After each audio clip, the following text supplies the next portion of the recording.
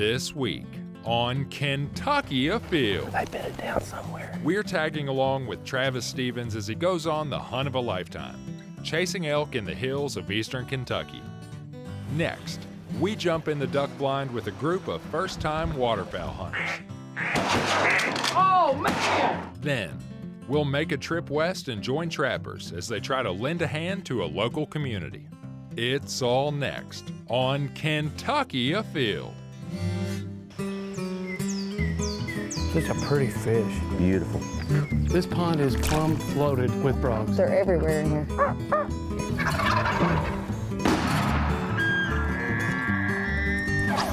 Yeah, this is a good fish right here.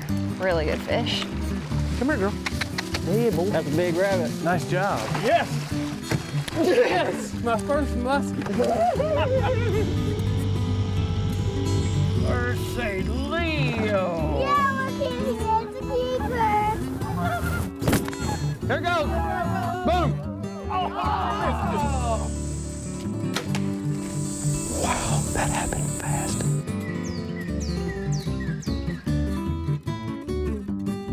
Hello, and welcome to Kentucky Afield. I'm your host, Chad Miles. Join us as we journey the Commonwealth in search of outdoor adventure. Many hunters have successfully harvested elk here in the state of Kentucky, but for those who have taken on the challenge of a do-it-yourself hunt and been successful, well, that can be extremely rewarding.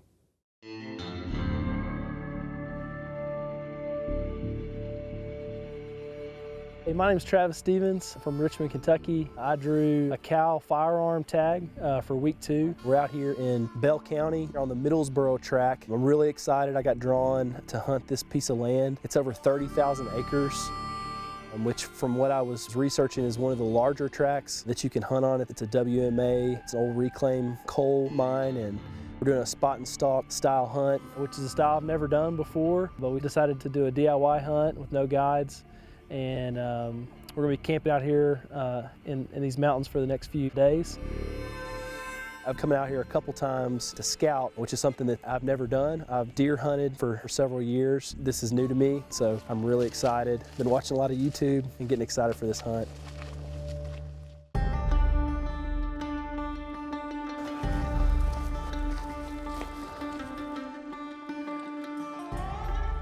Elk. Right at that clearing, the very top. Oh, yeah. Right at the clearing, right at the edge of the tree. Yeah. I think we spotted some elk. We're gonna go take a look.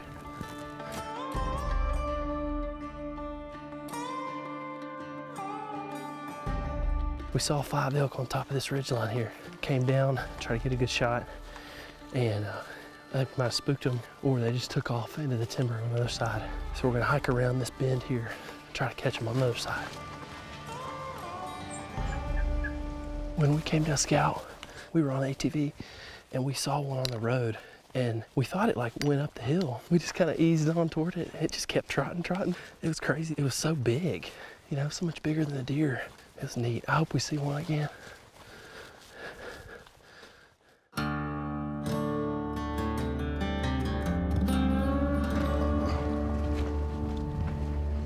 I bet it down somewhere.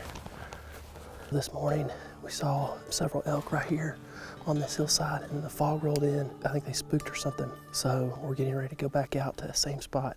We've been hunting all day, kind of hiking around the other side of this ridge.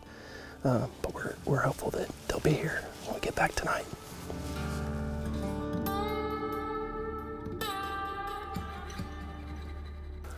All right, let's just sit right here.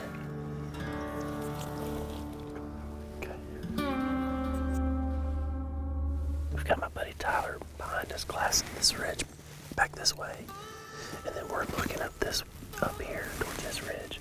It's where we saw them this morning. We're hoping they come back out.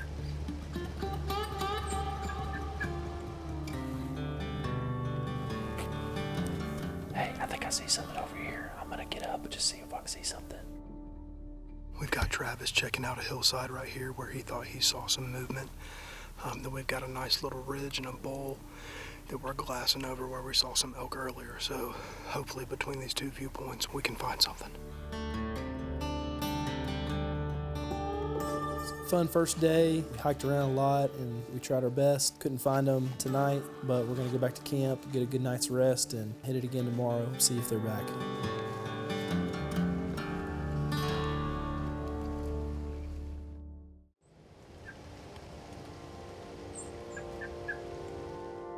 Lord, help us to have a successful hunt today. Help us to harvest an elk and to feed many people with it. Lord, thank you for our fellowship. And no matter what, thank you that we got to have this time together. So fun. And you say in your word that when 2 or more are gathered, you're there also. So would you be with us today? Just help us to glorify you and all that we do, including this hunt. Pray this in Christ's name. Amen.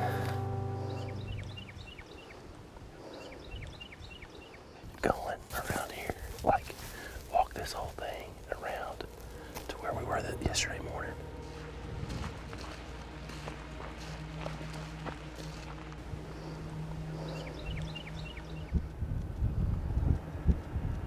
Hey, there's elk over here. There's 2 or 3. There's the whole herd right there, right beside where we started yesterday. They're walking along that top road. They're on that far, far ridge. All right, let's go. Let's go. So this morning we left our campsite. We kind of made one big loop around that ridge that we'd started on. Well, this morning we came and they're right where we began yesterday, where we had originally spotted them. And now we're trying to hike in and get to a close shot. I think it's too far to shoot. You can't make the shot from here. No, it's way too far. All right, we gotta keep going. All right, they've crested over that hill. We gotta go now. Let's go.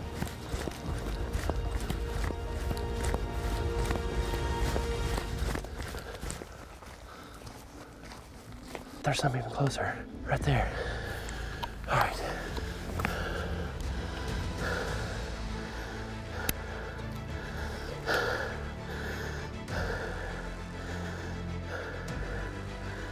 The one on the left.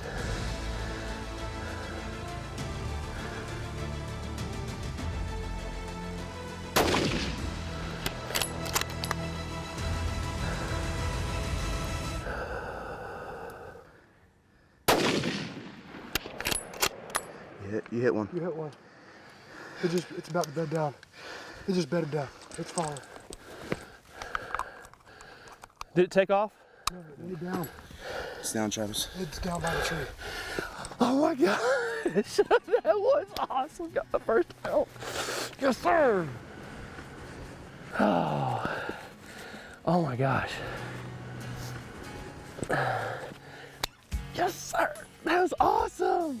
It's down, dude. Oh my gosh. Good shot. Dude. Good shot. That's the herd, baby. Look at them. There's a bunch of them. We found him. Are you sure it's down? Yeah, Are you sure it's down? bedded down.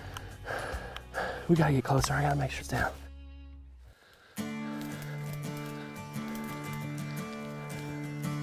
Oh, look at that. Oh my goodness. Look how big. Oh, look how big that animal is. Oh my gosh. That's awesome. Look how huge. Oh my goodness. Whoa! Cow, late season, baby. Wow. That was awesome. Oh, look at those mountains. Awesome. Wow. This thing is so much bigger than a deer. I mean, that thing is so big. They're beautiful. Look at this fur. This is amazing. I mean, this is just amazing. Are you kidding me right now? Look how big it is. I know. Look at that shot. Get you some. That's awesome. That's bigger than I imagined. Daniel, can you believe that? I'm born here in Kentucky, came down from Richmond to do this hunt. We camped out here, we got up in the morning and we just kind of walked around this edge and we saw these elk on this hillside. So we took off after them and we were like so winded. Man, we made it up here. I got a long shot and I just can't believe it. Got a good shot here. Got my dad's old gun, came through for me and got a cow elk, so. Congrats. Yeah, man, it's beautiful. Good work. Man, you guys helped so much. Such a privilege to get out here and do this morning with these guys. So thankful for my friends coming out here as a team effort. Gosh, thankful we get to do this here in these pretty mountains here in eastern Kentucky. Man, what a great experience.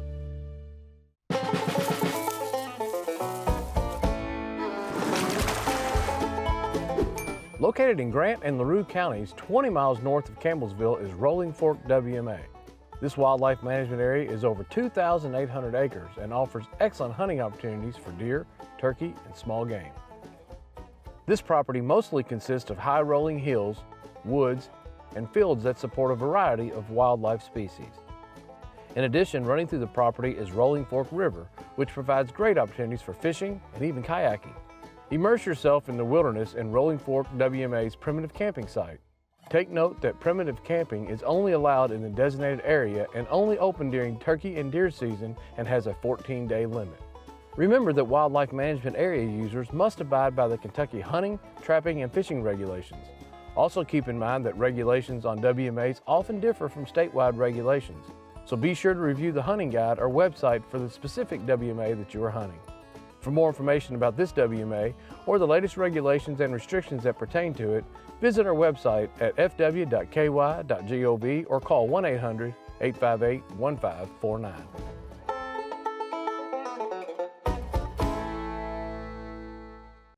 Do you have a middle schooler that wants to get outdoors more? Well, good news. Registration is now open for one of our 3 conservation camps located here in Kentucky.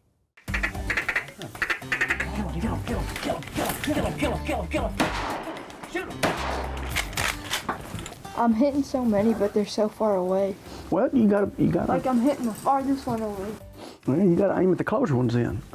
Green Wing started in 1987 as an opportunity for kids to, have this awesome experience where they put all of the skills that they learned at conservation camp into practice in the field and get some real-world experience. 18 kids that got drawn from the 9 different districts, 2 per district, that went to our 3 summer camps, got all the patches, became outdoorsmen or outdoorswomen at camp. Fewer than 20% of the campers get this very special honor, and so that just proves that they've worked hard during conservation camp. The main reason animals become endangered or extinct is loss of habitat. Okay, very good. They're here to spend a weekend going hunting Saturday at some of the best places in Ballard and surrounding counties for ducks and geese. Kids are going to get up in the morning. After breakfast, we'll do a little shooting at the skeet range where they get a chance to shoot some shotguns and get used to that. Pull. That was a good shot. That was a good shot. Then we're going to be heading to the blinds. They'll hunt till shooting hours are over there for ducks, geese, and hopefully have a great time in the blind. I think a big part of it is the experience of just being out there seeing bald eagles, hawks. I tell kids all the time, it's not how many ducks you kill, it's about the experience of the hunt. Let's set everything out right here on the ground.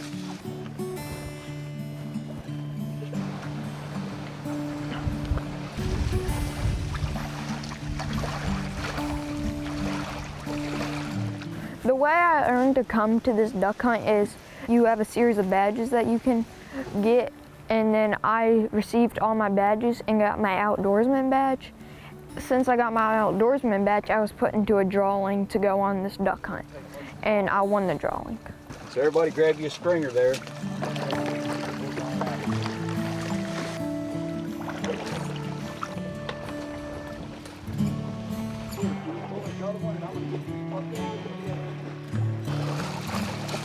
I have not duck hunted because we would never really get the chance to, because sometimes we're always busy during the cold season.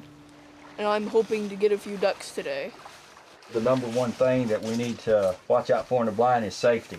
Safety comes first before anything else. No duck is worth anybody getting hurt, shot. We always need to point the gun where the birds are and where our shots are. You shoot out in front of you and that keeps everything safe.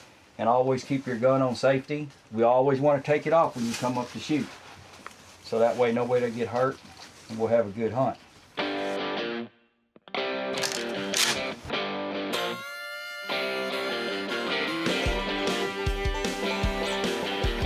He's going to call, okay, and y'all are going to shoot, and when y'all knock a bird down, I'm going to retrieve. So everybody's got a job here, right? Okay. So when he calls a shot, what do y'all do? we shoot. I'll try to point. And then when Ricky says, what are you gonna say, Ricky? Just shoot? Kill him. Kill him, kill him. All right, when y'all hear the words, y'all know what to do. Kill it, kill it, kill it, kill it, kill it, kill it. You excited? I want one. Did your heart start beating? No, not really.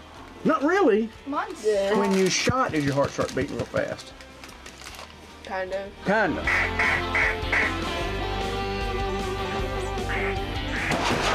Oh man! Woo-hoo! Look at there!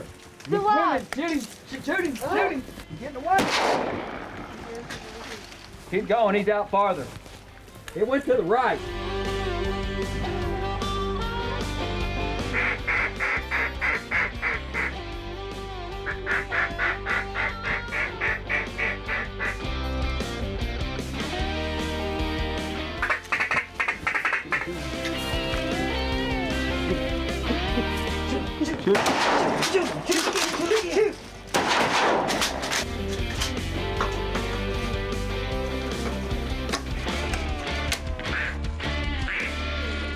Coming back. Kill it, kill it, kill it, kill it, kill it. There you go. Man, look at there. Yes! Boom! I killed that too. Gosh. I killed that too. Both of y'all shot? Yeah, we both shot it. Kill it, kill it, kill it, kill it. Kill it, kill it, up on the line, dude. Empty.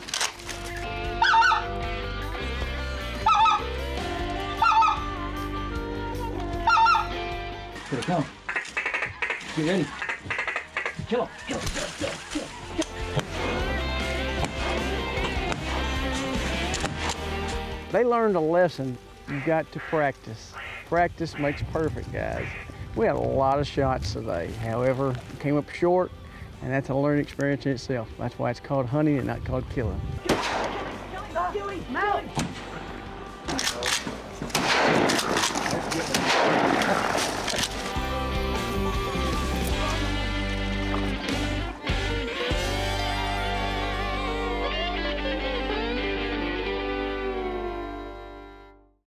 Beavers are a really cool animal, but they can cause a lot of damage. If you're having problems on your property or in your community, you might want to start by giving the United Trappers of Kentucky a call. There's a farmer's soybean field here. The entire bottom half of that soybean field is flooded. Beaver complaints are truly my #1 phone call. Flooding timber, flooding crop fields, damming up creeks, flooding roads, and it's just been a huge monumental problem and gotten more severe over the years. And you were having some cities and some municipalities calling up saying they were spending a significant amount of money to clean this up so that the roads were usable. That's right. In Hopkins County, adjacent to Muhlenberg County, their road department spent over $100,000 cleaning culverts, regrading road. Actually, I was at a Fish and Wildlife Commission meeting and started just talking to people. And Chet Hayes, president of the United Trappers, overheard me and approached me and said, we want to help you. You guys quickly advertised that there was going to be some trappers here to help out with any nuisance beaver problems that you had on public or private property. That's correct. And the calls started flooding.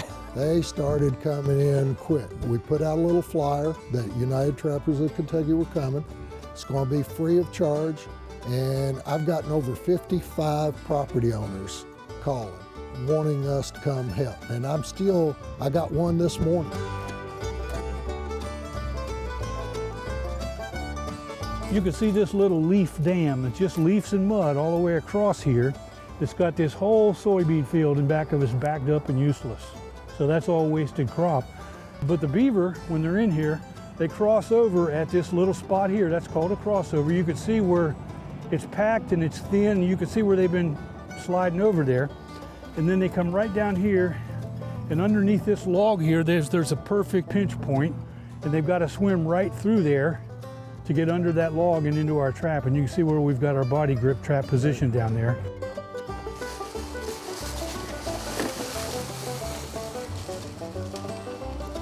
So here with Stephen and Jeremy, You brought us out here on this piece of property where you've already got a couple sets out, correct? Yes. How many sets do you have? We have about 11 or 12 up and down this stretch of creek here, about a half a mile. Both you gentlemen are involved with United Trappers of Kentucky. Yes, I'm the executive director for United Trappers of Kentucky. We're the largest trapping organization in the state. We have 250 to 300 members. All right, well, I'll tell you what, I'd love to get in here and let's take a look and see what we may have. Let's go see if we got one. All right.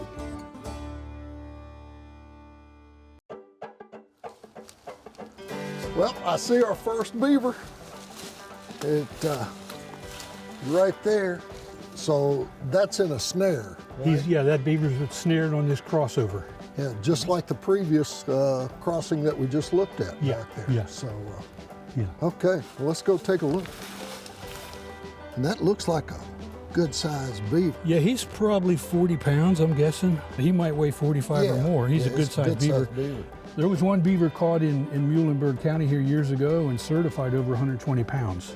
I think it was within a pound or two, give or take, of the world's biggest. I mean, it's not standing up. I see one of the support sticks, and we have a beaver. Uh-oh. They had a slide going up right here, pretty heavily used slide. I think they were going over to that pond. But they also had a narrow channel swimway here that was just perfect. So, yeah, the slides right here, you're talking about, there's some tracks and stuff in there. Yeah, I see what you're talking about. There you go. That's the critter causing all this damage.